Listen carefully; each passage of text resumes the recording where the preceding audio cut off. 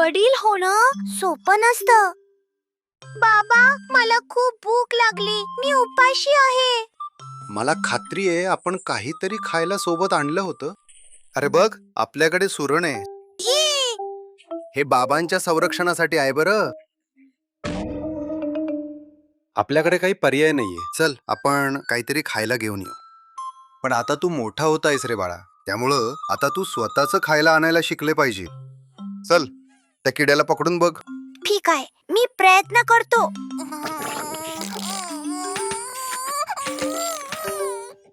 तसं केल्यास तू त्याला पकडू शकणार नाहीस. ठीक आहे, आता माझ्यासोबत सराव करायला ये. आता मी हा दगड फेकणार आहे, तर नीट पकडायचा प्रयत्न कर. हा, हो. हे घे. अरे बापरे, अरे देवा. बाबा, दगड. मी पकडलं. ते योग्य नाही. तो अजून हवेत उडत असतानाच तुला त्याला पकडावं लागेल. पण बोनूला सुद्धा ते पकडता आलं नसतं. अरे देवा.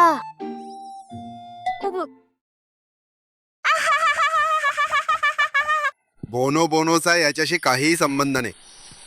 आधी दगड लहान होता, त्यामुळे तो पकडायला कठीण होतं. आता यावेळी थोडा मोठा दगड वापरून पाहूया. बर. अरे, त्याबद्दल माफ कर. चल आता खरंच एक पक्षी पकडून पाहूया. हो.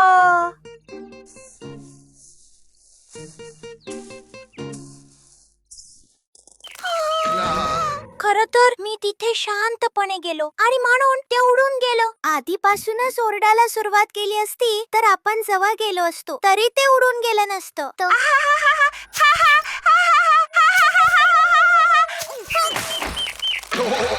मला आता जमणार नाही बाबा. तू अजिबात हार मानायची नाहीस. मी तुला हे कसं करायचं ते शिकवणार आहे, तर आता तसंच करून दाखव.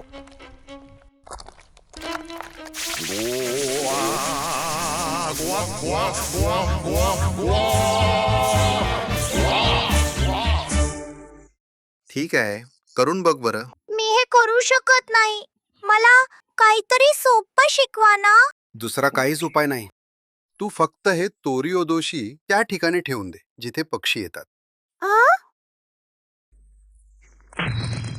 बघ, ते घाबरले ना तर चक्कर येऊन बेशुद्ध पडतात. मग तुला फक्त त्यांना पकडायचं असतं.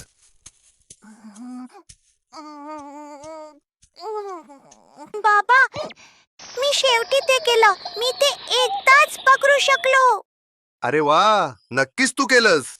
बर, मी पण आता शेवटी माझं काहीतरी खायला मिळवू शकलो. अरे देवा, कारण तो पक्ष्यांना पकडायचा सापळा मीच बनवला होता. तुला अजून स्वतःच अन्न आणायला, पकडायला आणि खायला शिकायचंय. पण ते खाणं मी असंच उचललं नव्हतं का? हा, तर मग मी ते पकडलं असं समजून चालेलच ना. सगळ्यात पहिल्यांदा त्यांना पकडणं तसं सोपं नाही बरं का. बाबा, तुम्ही तो दगड पकडून का बघत नाही?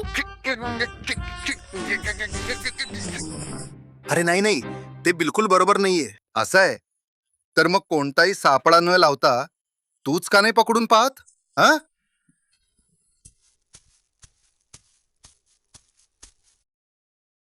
मी थोडा लहान मुलासारखा वागलो का?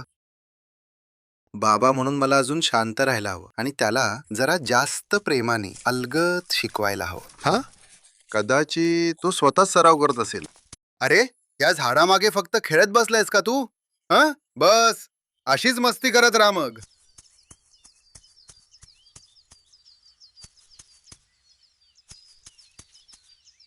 बाबा, आपण चालायला जाऊयात का?